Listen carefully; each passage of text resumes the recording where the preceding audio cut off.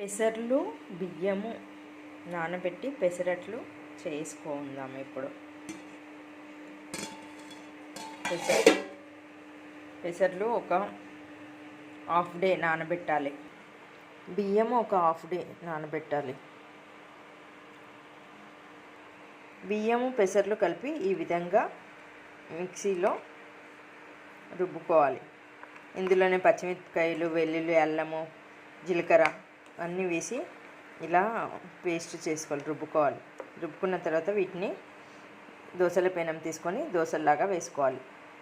Very very healthy and tasty food. ఈ విధంగా దోశలాగా వేసుకోవాలి.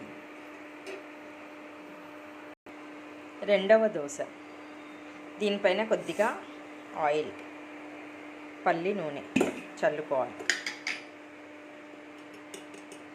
ఈ విధంగా పల్లి నూనె చల్లాలి. బయట హోటల్స్లో తెచ్చుకొని తినే కంటే ఈ విధంగా చేసుకోవడం చాలా ఉత్తమం. రెండవ దోశ ఇంత ఎర్రగా కాల్చుకోవాలి. ఈ విధంగా అదే ఊడొచ్చేస్తుంది.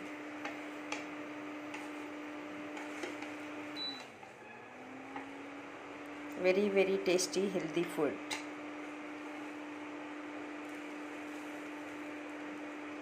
Please like, share and subscribe my friends. ఇంకొకటి కూడా వేసుకోవాలి. ఎర్రగా కాలిన తర్వాత తీసుకొని పల్లి పొడితో దీన్ని సర్వ్ చేసుకోవాలి. ఇలాంటి దోశలు మీ ఇష్టం వచ్చినన్ని వేసుకొని కడుపు నిండుగా తిని సంతోషపడండి. Thank you.